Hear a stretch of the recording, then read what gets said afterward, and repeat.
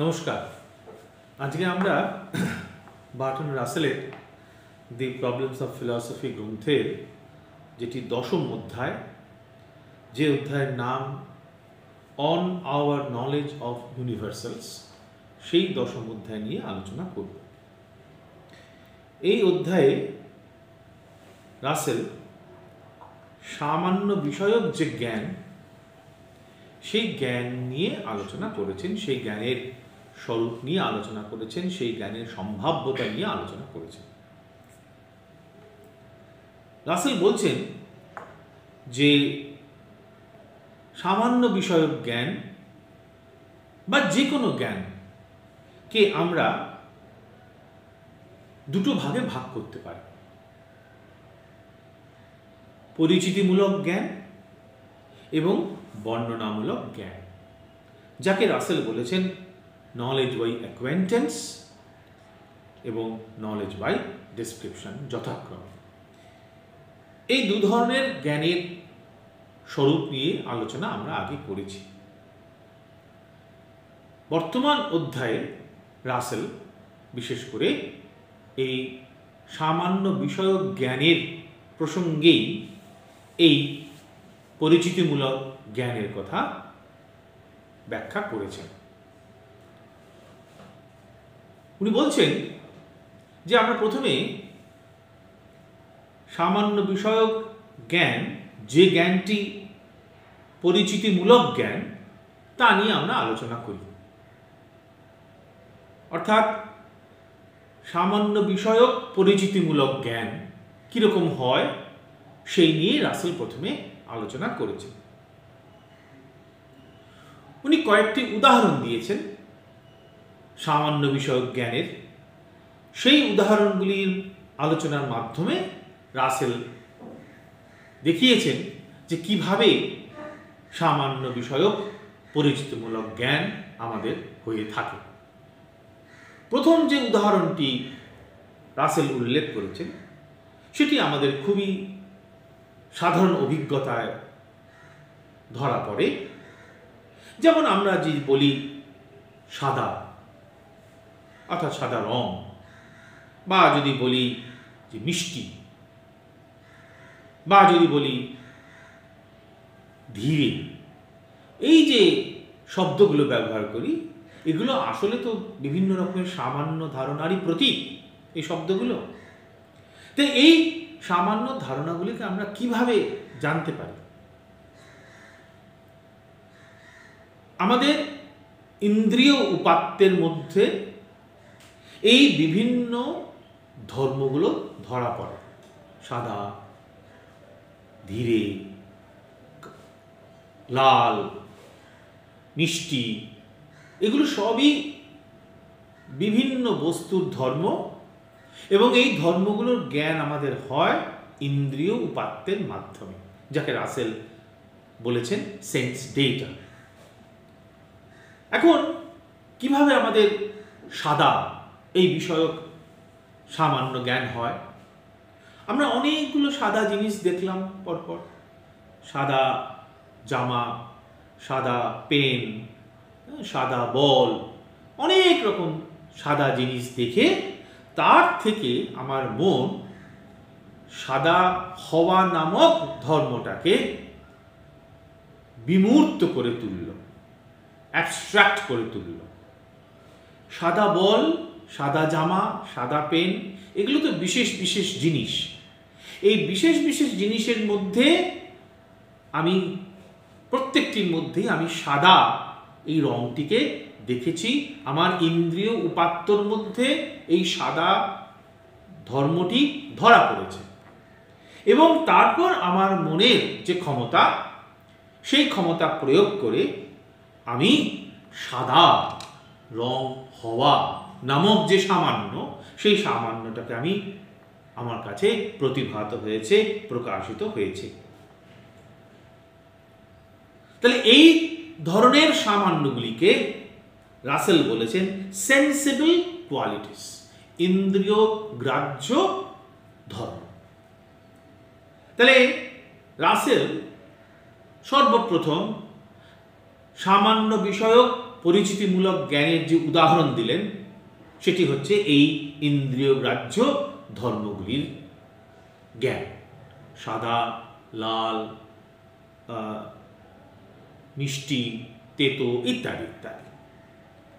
তাহলে ইন্দ্রিয়গ্রাহ্য গুণ, যেগুলোকে রাসেল বলছেন সেন্সিবল কোয়ালিটিস, সেগুলি হচ্ছে রাসেলের মতে সামান্য বিষয়ক পরিচিতিমূলক জ্ঞানের একটি উদাহরণ। সামান্য বিষয়ক পরিচিতিমূলক উদাহরণের দ্বিতীয় উদাহরণ হিসেবে রাসেল ব্যবহার করেছেন সম্বন্ধ বিষয়ক জ্ঞান, রিলেশনস, নলেজ অফ রিলেশনস। সম্বন্ধ কিরকম? আমরা যেমন বলি না যে এই জিনিসটা ওই জিনিসটার বাঁ দিকে রয়েছে। আমি যদি বলি যে চেয়ারটা টেবিলের বাঁ দিকে রয়েছে, আমি যদি বলি যে বইয়ের আলমারিটা চেয়ারের বাঁ দিকে রয়েছে, এই যে বাঁ দিকে থাকা, ডান দিকে থাকা, যেগুলোকে আমরা বলতে পারি এক ধরনের দৈশিক সম্বন্ধ, এক ধরনের স্পেশিয়াল রিলেশন। এই যে সামান্যের জ্ঞান, এই সামান্যের জ্ঞানও রাসেলের মতে পরিচিতিমূলক জ্ঞানের উদাহরণ। অর্থাৎ আমরা একটা বড় খাতার মধ্যে আমরা দেখলাম যে খাতার একটা অংশ উপরে রয়েছে, আরেকটা অংশ তার নিচে রয়েছে। আবার আরেকটা খাতায় দেখলাম যে সেখানেও আরেকটা অংশ উপরে রয়েছে, আরেকটা অংশ নিচে রয়েছে। এরকম বিভিন্ন বিশেষ বিশেষ অভিজ্ঞতা থেকে, বিশেষ বিশেষ উপরে থাকা নিচে থাকা অভিজ্ঞতা থেকে আমি উপরে থাকা বা নিচে থাকা, এই যে দৈশিক সম্বন্ধ, এই দৈশিক সম্বন্ধ রূপ সামান্যের জ্ঞান আমি লাভ করলাম। একইভাবে আমরা কালিক সম্বন্ধ নিয়ে যে সামান্যগুলোর কথা বলি তারও জ্ঞানের ব্যাখ্যা আমরা দিতে পারি। আমরা ধরুন ঘড়িতে 10টা বাজলো, একটা ঘন্টা আছে, সেই 10 বার সেই ঘন্টাটা বাজালো, 1 2 3 4 করে 10 বার পরপর বাজালো। এখানে এক একবার বাজছে আমি শুনছি। ধরুন যখন দ্বিতীয়বার ঘন্টাটা বাজলো, তখন কিন্তু আমি দ্বিতীয়বার শুনলাম তো বটেই, আমার স্মৃতিতে কিন্তু প্রথমবারের যে ঘন্টা বাজা সেটাও রয়ে গেছে। তাহলে আমি বুঝলাম যে দ্বিতীয় ঘন্টাটা প্রথম ঘন্টার পরে বাজে। ঠিক তেমনি করে আমি বলতে পারি তৃতীয় ঘন্টাটা আবার দ্বিতীয় ঘন্টার পরে বাজলো। এইভাবে আমি ঘন্টার উদাহরণ দিলাম। এইভাবে আরো ধরুন একজন মানুষ প্রথমে প্রবেশ করলো ঘরে, তারপরে আরেকজন মানুষ প্রবেশ করলো, তারপরে আরেকজন মানুষ প্রবেশ করলো, ইত্যাদি ইত্যাদি, এবং বিশেষ বিশেষ নানা বিচিত্র অভিজ্ঞতা আমার হলো। সেই বিচিত্র বিশেষ বিশেষ অভিজ্ঞতা থেকে আমি আমার মনের যে ক্ষমতা, সেই ক্ষমতা প্রয়োগ করে আমি কালিক সম্বন্ধ রূপ যে সামান্য, সেই সামান্যের পরিচিতিমূলক জ্ঞান আমি লাভ করলাম। তাহলে আগে আসা, পরে আসা, হ্যাঁ, আগে হওয়া, পরে হওয়া, ইত্যাদি ইত্যাদি যে সম্বন্ধগুলো, যেগুলো সামান্য, সেই সামান্যের জ্ঞান আমার এইভাবে হলো, যেগুলোকে রাসেল বলছেন পরিচিতিমূলক সামান্য বিষয়ক জ্ঞান।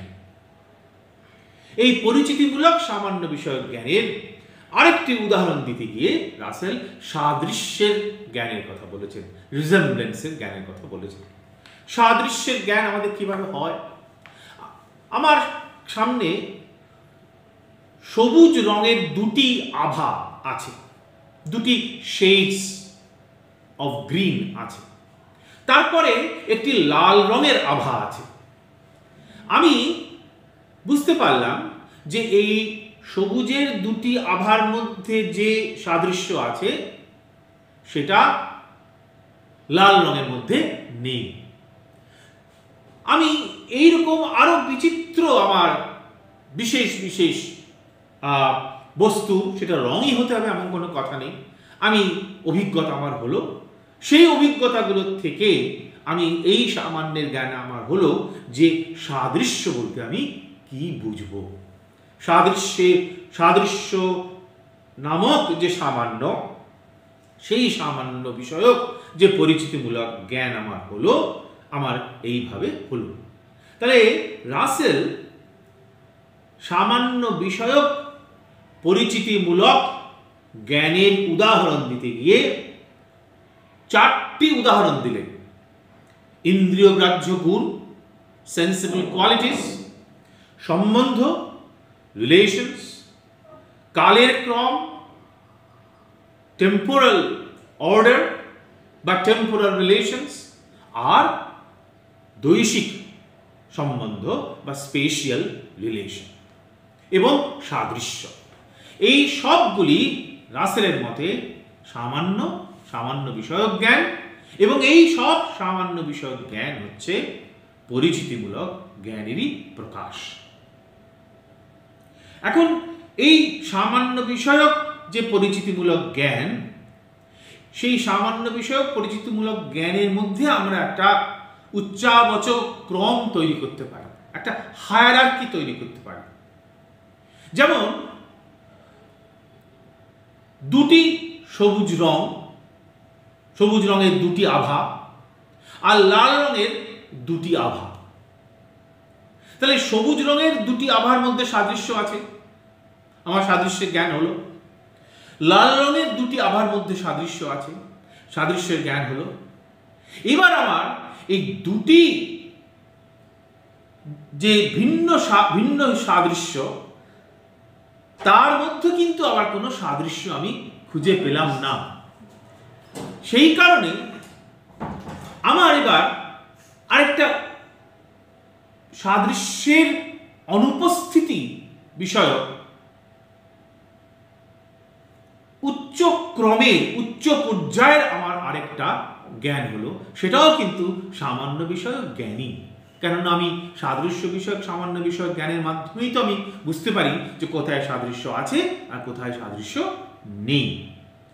কাজেই সামান্য বিষয়ক পরিচিতিমূলক জ্ঞানের মধ্যেও কিন্তু একটা ক্রমের কথা আমরা ভাবতে পারি, যেটা এক ধরনের সামান্য বিষয়ক জ্ঞানটা তার পরিধিটা ছোট, আরেক ধরনের সামান্য বিষয়ক জ্ঞানের পরিধিটা আরেকটু বড়। কাজে আমরা একটা ক্রমের কথা আমরা ভাবতেই পারি। এইবার রাসেল যে প্রসঙ্গতে ফিরে আসছেন, যেটা খুব গুরুত্বপূর্ণ, যেটা নিয়ে রাসেল আগেও এই গ্রন্থের পূর্ব অধ্যায়ে আলোচনা করেছেন, সেটা হচ্ছে পূর্বত সিদ্ধ জ্ঞান, এ প্রায়োরাই নলেজ। রাসেলের মতে পূর্বত সিদ্ধ জ্ঞানের বিষয় হচ্ছে সামান্য বিষয়ক জ্ঞান বা সামান্যগুলির মধ্যে সম্পর্ক বিষয়ক জ্ঞানই হচ্ছে পূর্বত সিদ্ধ জ্ঞান। এটা রাসেল বলার চেষ্টা করছে। উদাহরণস্বরূপ রাসেল বলেছেন যে আচ্ছা, যখন আমরা বলি 2 আর 2 যোগ করলে 4 হয়, 2 and 2 are 4, এই যে বচন, এই বচনে আমরা কি নিয়ে কথা বলছি? এই বচনে আমরা সামান্য নিয়ে কথা বলছি। 2 রূপ সামান্য আর 4 রূপ সামান্য, এই দুটির মধ্যে সম্পর্ক কি সেটা নিয়েই কথা বলছি। এই কথাটা আমরা আরেকটু ব্যাখ্যা করব খুব শিগগিরই।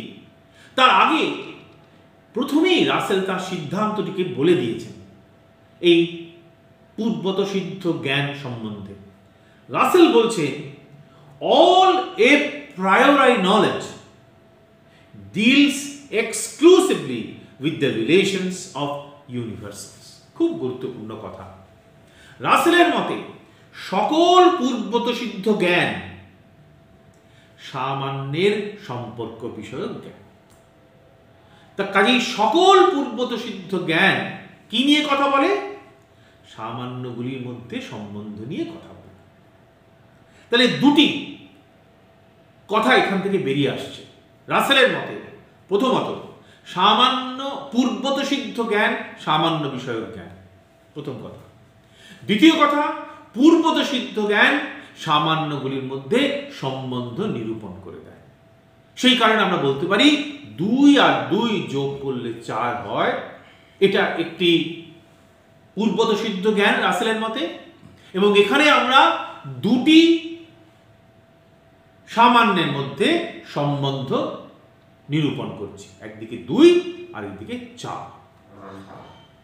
মনে রাখতে হবে, যখন আমরা 2 আর 2 যোগ করলে 4 হয় যখন বলছি, তখন কিন্তু দুটো জিনিস, দুটো পেন, দুটো মানুষ, তার সাথে আরো দুটো পেন বা আরো দুটো মানুষ যোগ করলে 4টে পেন হয় বা 4টে মানুষ হয়, আমরা কিন্তু সে কথা বলছি না। কাজেই 2 আর 2 যোগ করলে 4 হয়, আর দুটো মানুষের সাথে দুটো মানুষ যোগ করলে 4টে মানুষ হয়, এই দুটো কিন্তু ভিন্ন বচন। এটা আমাদের মনে রাখতে হবে। এই ভিন্নতা কিভাবে ব্যাখ্যা করব, এবার সেই প্রসঙ্গে আমরা আসছি। রাসেল কিভাবে সেই ভিন্নতাকে ব্যাখ্যা করেছেন, কেননা এই ভিন্নতা ব্যাখ্যা করতে হবে রাসেলকে। তার কারণ রাসেলের সিদ্ধান্ত হচ্ছে সকল পূর্বত সিদ্ধ জ্ঞান হচ্ছে সামান্য বিষয়ক জ্ঞান। আর যখন বলছি দুটি মানুষ, তখন কিন্তু আমি সামান্য নিয়ে কথা বলছি না, আমি দুটি ব্যক্তি নিয়ে কথা বলছি। বা যখন আমি বলছি যে দুটি ব্যক্তি তা প্রথমে ঘরে এলো, তারপর আরো দুটি ব্যক্তি ঘরে এলো, কাজে এখন ঘরে 4 জন ব্যক্তি আছে, এই যে 4 জন ব্যক্তি, আমি কিন্তু সেখানে 4 এই সামান্য নিয়ে আলোচনা করছি না, আমি 4 জন ব্যক্তি নিয়ে আলোচনা করছি। এই কথাটা আরো স্পষ্ট হবে যদি আমরা রাসেলের ব্যাখ্যাকে অনুসরণ করে আর একটু আমরা এগিয়ে যাই। রাসেল বলছেন যে অনেক সময় আমাদের মনে হয় যে যে একটি বচন সেটা আপাত দৃষ্টিতে সামান্য বিষয়ক হলেও আসলে সেটা বিশেষ নিয়েই কথা বলছে, পার্টিকুলার নিয়েই কথা বলছে। আমাদের এই সমস্যা মনে হয়। রাসেল উদাহরণ দিয়েছে, আমরা রাসেলের উদাহরণটাকে একটু পরিবর্তন করে আমরা বলতে পারি। আমরা যদি বলি যে সকল স্তন্যপায়ী প্রাণী তাদের হৃদযন্ত্র আছে, তাদের হার্ট আছে, তাহলে এখানে আমি কি করলাম? এখানে আমি এক ধরনের সামান্যের মধ্যে যে বিশেষগুলি আছে, অর্থাৎ যত প্রাণী আছে যার মধ্যে হৃদযন্ত্র আছে, তাদেরকে আমি অন্য একটা সামান্যের মধ্যে ফেললাম, অন্য একটা সামান্যের মধ্যে যে বিশেষ প্রাণীগুলো আছে তার মধ্যে ফেললাম, অর্থাৎ স্তন্যপায়ী প্রাণীর মধ্যে ফেললাম। এইভাবে যদি আমরা বচনকে দেখি, বচনকে বিশ্লেষণ করি, তাহলে আমাদের মনে হতে পারে যে আসলে এই বচনগুলো সামান্য নিয়ে কথা বলছে না, আসলে ব্যক্তি বিশেষ নিয়েই কথা বলছে, পার্টিকুলার নিয়েই কথা বলছে। কিন্তু রাসেল বলছেন যে এই ধারণাটা ঠিক নয়। তাহলে যদি আমাদের তাহলে এবার দেখাতে হবে যে এই বচনগুলি, এই ধরনের বচনগুলি আসলে সামান্য নিয়েই কথা বলছে, বিশেষ নিয়ে কথা বলছে না। কিভাবে দেখাবো সেটা? কিভাবে বুঝবো যে একটা বচন কি নিয়ে কথা বলে? এটা বুঝবো কিভাবে? এটা বোঝার উপায় কি? রাসেল একটা উপায়ের কথা বলেছেন। রাসেল বলছেন যে একটা বচন কি নিয়ে কথা বলে সেটা জানার জন্য যেটা আমাদের দরকার সেটা হচ্ছে সেই বচনটার অর্থ জানতে গেলে কার সাথে আমাদের পরিচিত হওয়া প্রয়োজন। সেটা যদি আমরা একবার বার করতে পারি, তাহলে আমরা এই প্রশ্নের উত্তর দিতে পারবো যে এই বচনটি কি নিয়ে কথা বলে।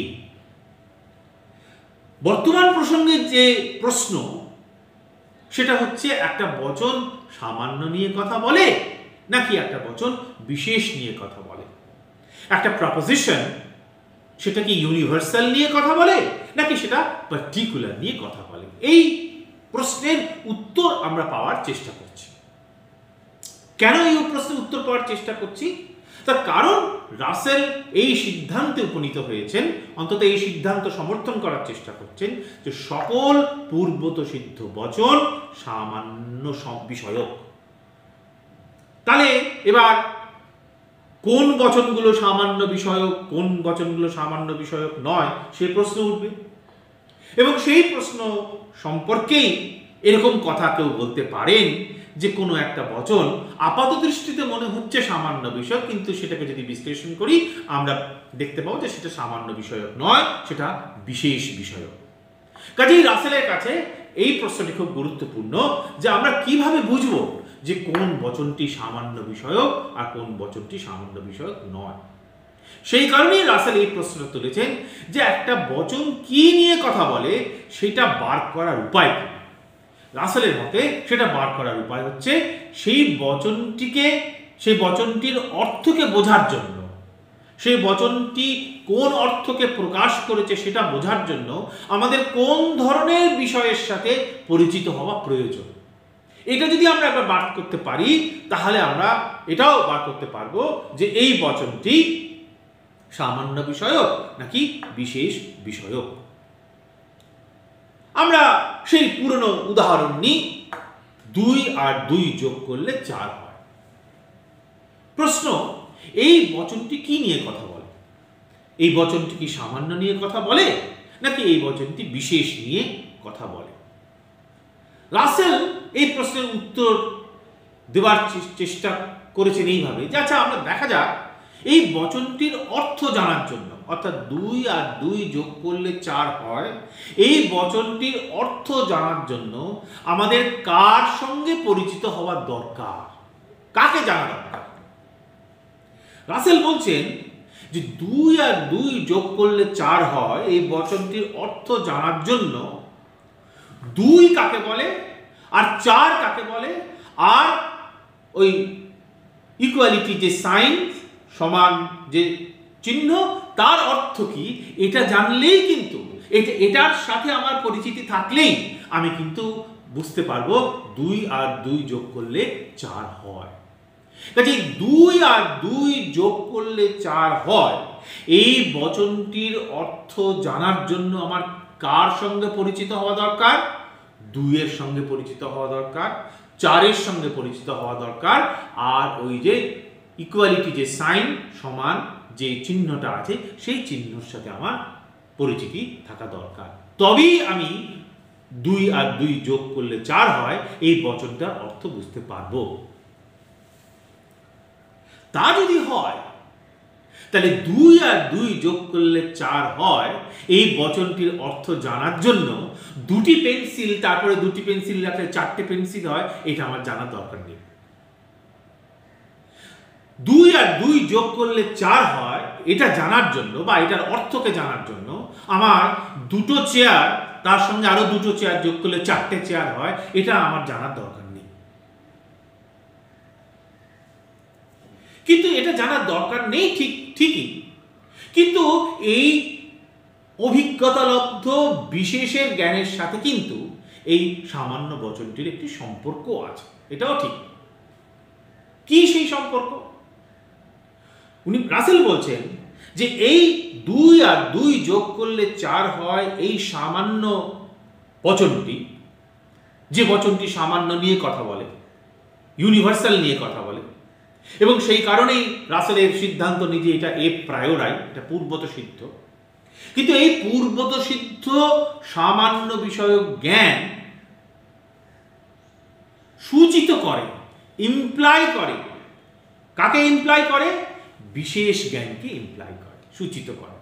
অর্থাৎ 2 আর 2 যোগ করলে 4 হয়, এই যে সামান্য বিষয়ক পূর্বত সিদ্ধ জ্ঞান, এই জ্ঞানের থেকেই কিন্তু বেরিয়ে আসে ইমপ্লিকেশনে, কি বেরিয়ে আসে?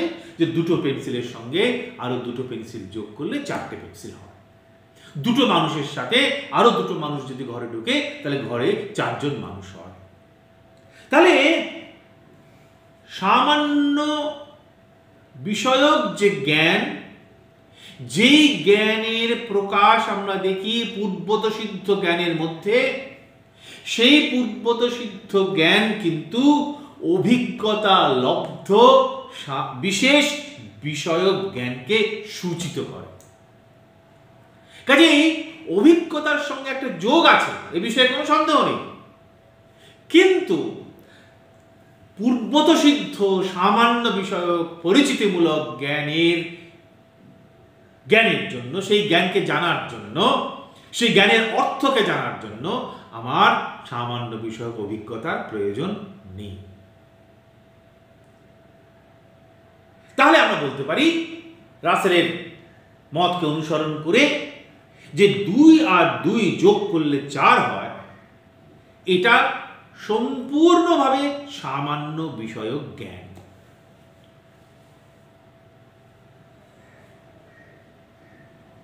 কাজেই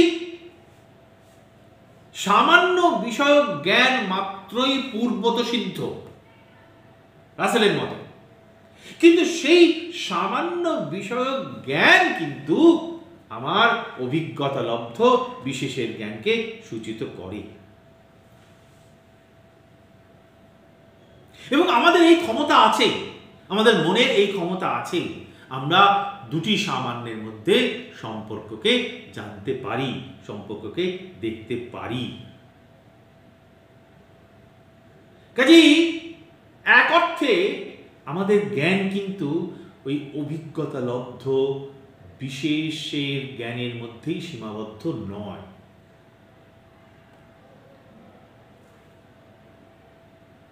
কাজেই রাসেল বলছেন যে 2 আর 2 যোগ করলে 4 হয়, এটা সামান্য বিষয়ক জ্ঞান। আর দুটি পেন্সিলের সাথে আরো দুটি পেন্সিল যোগ করলে 4টে পেন্সিল হয়, এটা বিশেষ বিষয়ক জ্ঞান। যদিও দুটোর মধ্যে একটা সম্পর্ক আছে। এই প্রসঙ্গে রাসেল যথার্থ পূর্বত সিদ্ধ বচন এবং অভিজ্ঞতা লব্ধ সামান্য বচনের প্রসঙ্গ নিয়ে এসেছেন। যথার্থ পূর্বত সিদ্ধ বচনের উদাহরণ হিসেবে রাসেল একাধিকবার তর্কবিদ্যার বচন, গণিত শাস্ত্রের বচনগুলি উদাহরণ দিয়েছেন।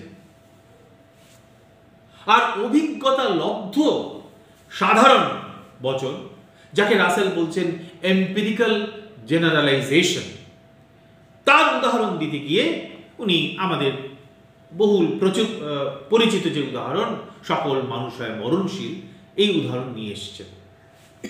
আচ্ছা, সকল মানুষ হয় মরণশীল, এই বচনটিকে বোঝার জন্য, এই বচনটির অর্থ বোঝার জন্য আমাদের কি দরকার? মানুষ এবং মরণশীল এই দুটি যে সামান্য ধারণা আছে, এই দুটি যে ইউনিভার্সাল আছে, সেগুলিকে জানলেই কিন্তু আমি সকল মানুষ হয় মরণশীল এই বচনের অর্থ জানতে পারবো।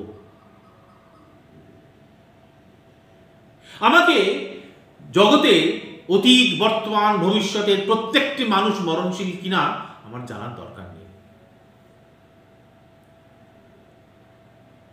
এখানেই রাসেল অর্থ, মিনিং, সাক্ষ্য প্রমাণ বা এভিডেন্স, এই দুটির মধ্যে পার্থক্য করেছেন।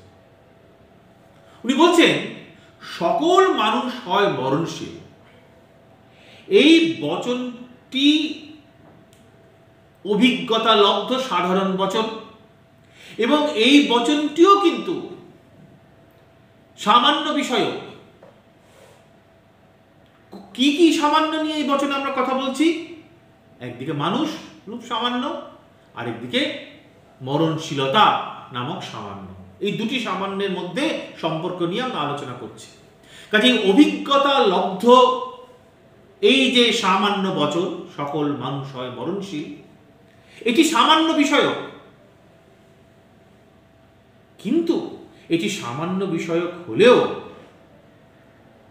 এবং এর অর্থকে জানার জন্য সামান্যগুলির সাথে পরিচিত হওয়াটাই যথেষ্ট। কিন্তু এর সাক্ষ্য দিতে গেলে, এর প্রমাণ দিতে গেলে, এর এভিডেন্স দিতে গেলে কিন্তু আমাকে অভিজ্ঞতার দিকেই তাকাতে হবে। তাহলে অর্থের জ্ঞান আর সাক্ষ্য প্রমাণের জ্ঞান দুটি ভিন্ন। অভিজ্ঞতা লব্ধ সামান্য বচন, যার উদাহরণ হচ্ছে সকল মানুষ হয় মরণশীল, এই বাক্যটির অর্থকে জানার জন্য আমার অভিজ্ঞতার দরকার নেই। কেননা এই বচনটি কি নিয়ে কথা বলছে? দুটি সামান্যের মধ্যে সম্পর্ক নিয়ে কথা বলছে। আমি যদি সেই দুটি সামান্যকে জানি, তাহলেই আমি এই বাক্যটি যে অর্থ, সে অর্থকে জানতে পারবো। কিন্তু যদি কেউ জিজ্ঞাসা করে এই বাক্যটির পিছনে, এই বচনটির পিছনে সাক্ষ্য প্রমাণ কি, এভিডেন্স কি, তখন কিন্তু আমাকে অভিজ্ঞতার দিকেই তাকাতে হবে। তখন কিন্তু আমাকে অতীত বর্তমানের সকল মানুষের, যারা মরণশীল, যারা মৃত্যুমুখে পতিত হয়েছে, তাদের কথাই ভাবতে হবে, তাদের দিকে তাকাতে হবে। কাজেই অর্থ এবং সাক্ষ্য প্রমাণের একটা পার্থক্যের মাধ্যমে রাসেল পূর্বত সিদ্ধ বচন এবং অভিজ্ঞতা লব্ধ সামান্য বচনের পার্থক্যকে বোঝার চেষ্টা করেছেন।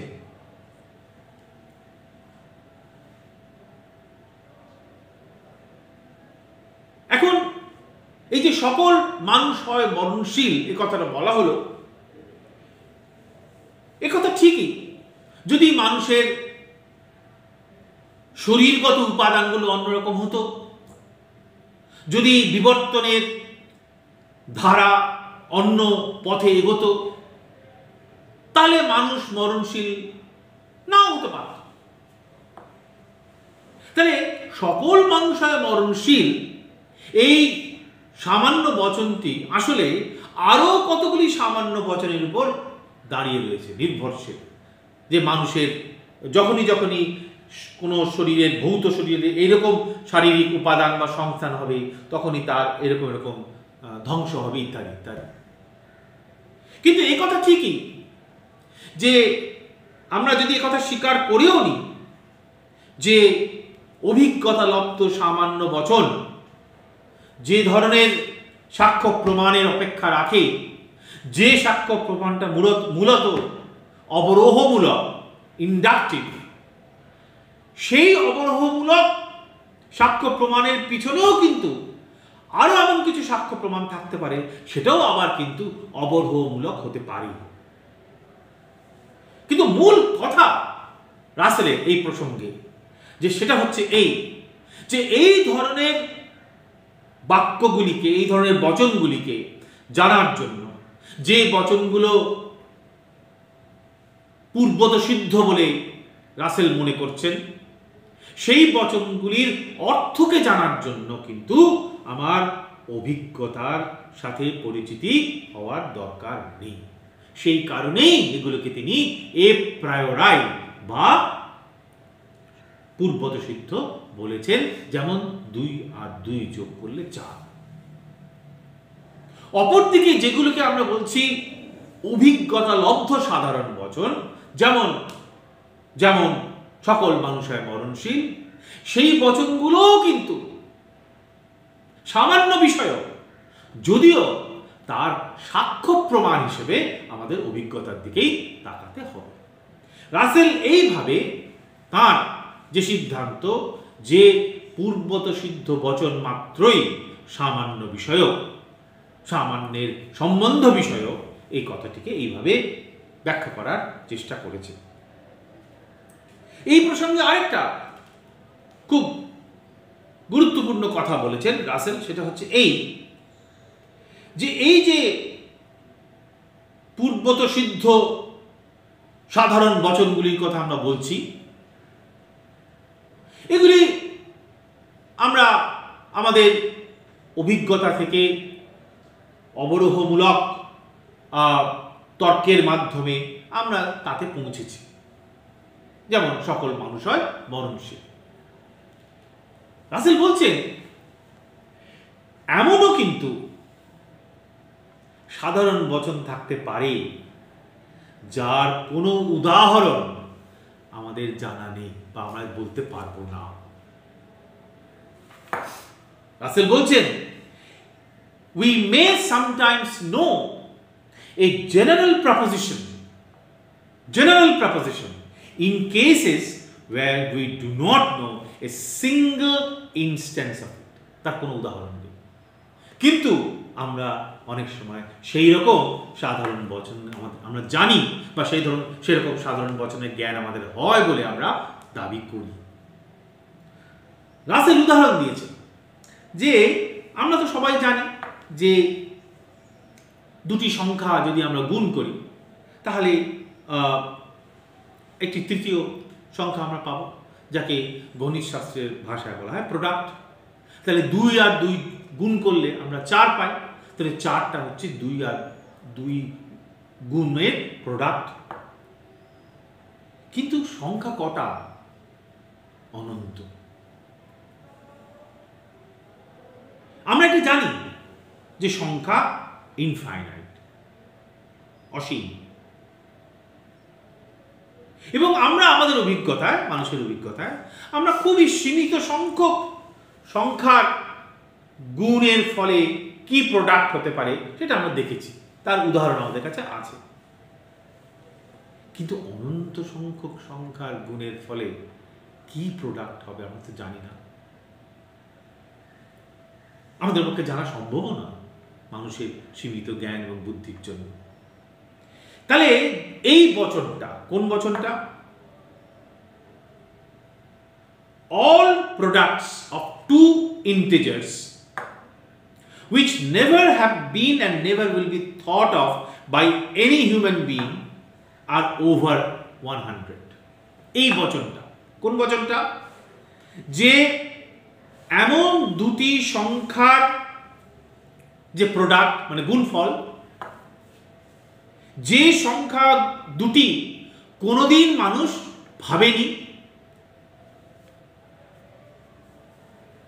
অথবা ভাবতে পারবেও না, তার গুণফল 100-র উপর হবে। এই বচনটার কি কোনো উদাহরণ আমরা পাবো? আমরা পাবো না। কেন? মানুষের পক্ষে, মানুষের সীমিত বুদ্ধি, সীমিত জ্ঞানের জন্য অনন্ত সংখ্যক সংখ্যার গুণ ফল কি হবে জানা সম্ভব নয়। অথচ এই বাক্যটির কি অর্থ সেটা কিন্তু আমরা বুঝতে পারছি। তাহলে সামান্য বিষয়ক সাধারণ বচনের কোনো উদাহরণের সাথে আমাদের পরিচিতি না থাকা সত্ত্বেও আমরা কিন্তু সেই সামান্য বিষয়ক সাধারণ বচনের অর্থ বুঝতে পারি।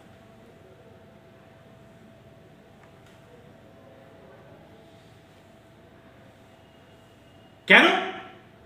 তাহলে এটার ব্যাখ্যা আমরা কিভাবে দেব? রাসেল এইভাবে ব্যাখ্যা দিয়েছেন, তার কারণ হচ্ছে যে এই সামান্য বচনগুলি আসলে কি নিয়ে কথা বলে? বিশেষ অভিজ্ঞতা নিয়ে কথা বলে না, এরা সামান্য নিয়ে কথা বলে। সেই কারণেই অনুরূপ অভিজ্ঞতা না হওয়া সত্ত্বেও আমরা এই ধরনের সামান্য বচনগুলিকে আমরা বুঝতে পারি, সামান্য বচনগুলির অর্থ কি আমরা জানতে পারি। আমরা যদি রাসেলের পুরনো ইন্দ্রিয় উপাত্ত বিষয়ক যে আলোচনায় ফিরে যাই, তাহলে আমরা দেখতে পাবো যে আমরা দেখেছিলাম সেখানে যে ইন্দ্রিয় উপাত্তের জ্ঞানটাই আমাদের সাক্ষাৎ জ্ঞান, আর আমরা সেই ইন্দ্রিয় উপাত্তের জ্ঞানের উপর নির্ভর করে আমরা দ্রব্যের জ্ঞানকে নির্মাণ করি। কাজেই দ্রব্য বিষয়ক জ্ঞান আর ইন্দ্রিয় উপাত্ত বিষয়ক জ্ঞান দুটো কিন্তু আলাদা।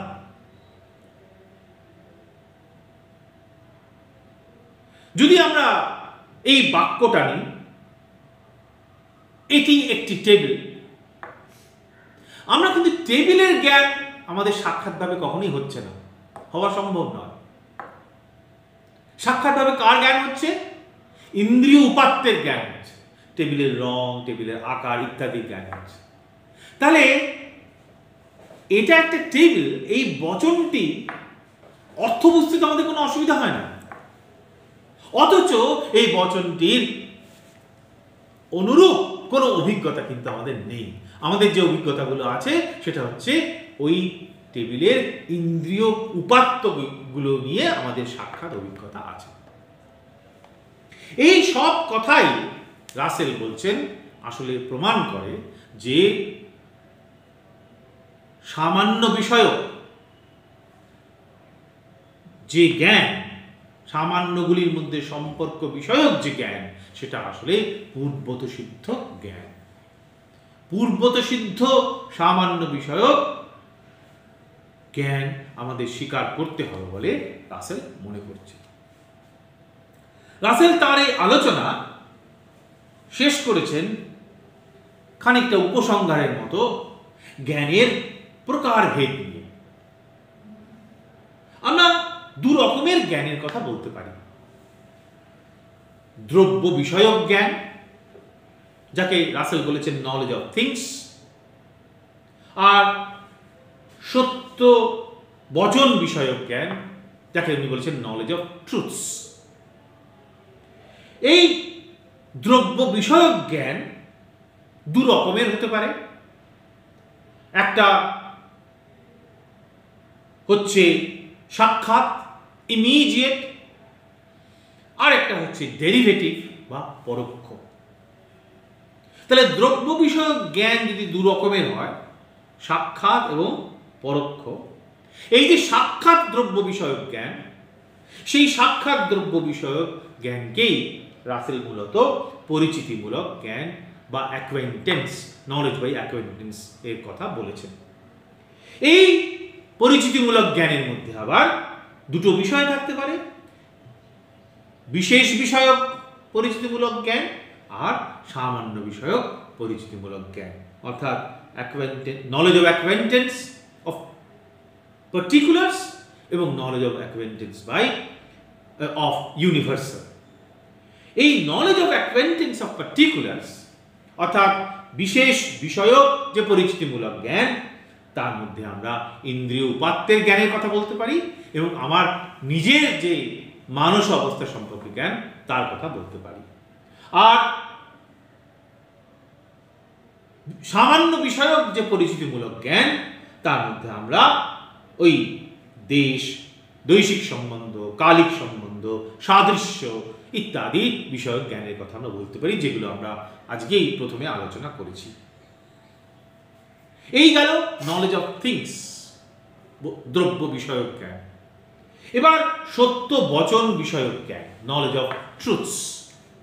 এই সত্য বিষয়ক জ্ঞান আবার ঠিক আগের মতো দু রকম হতে পারে রাসেল মনে করছে। একটা হচ্ছে ইমিডিয়েট, সাক্ষাৎ, আর একটা হচ্ছে ডেরিভেটিভ বা পরোক্ষ। এই সত্য বচন বিষয়ক যে সাক্ষাৎ যে জ্ঞান, ইমিডিয়েট নলেজ, তাকেই রাসেল বলেছেন ইনটুইটিভ নলেজ। কাজেই ইনটুইটিভ নলেজ রাসেলের মতে নলেজ অফ ট্রুথ বিষয়ক ইমিডিয়েট জ্ঞান, সত্য বচন বিষয়ক সাক্ষাৎ যে জ্ঞান, তাকেই রাসেল বলেছেন ইনটুইটিভ নলেজ। আর সত্য বচন বিষয়ক যে ডেরিভেটিভ জ্ঞান, পরোক্ষ জ্ঞান, সেটা আমরা কোত্থেকে পাই?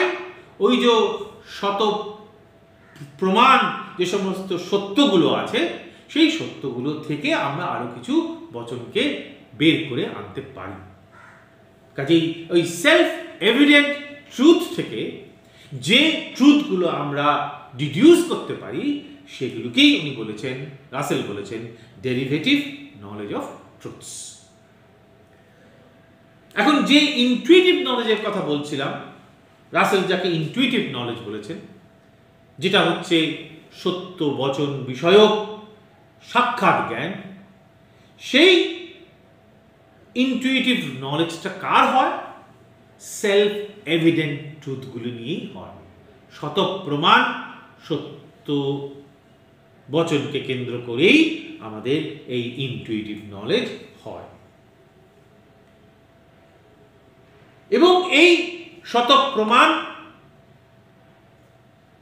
ইনটুইটিভ নলেজ প্রসঙ্গেই রাসেল বলেছেন যে সাক্ষাৎভাবে ইন্দ্রিয়ের কাছে যেগুলো প্রদত্ত হচ্ছে এবং কিছু তর্কবিদ্যা এবং গণিত শাস্ত্রের কিছু নীতি নিয়ম, সেগুলোর যে জ্ঞান আমাদের হয় সেটা হচ্ছে এই ধরনের শতক প্রমাণ জ্ঞান, যেটাকে রাসেল ইনটুইটিভ নলেজ বলে আখ্যায়িত করেছে।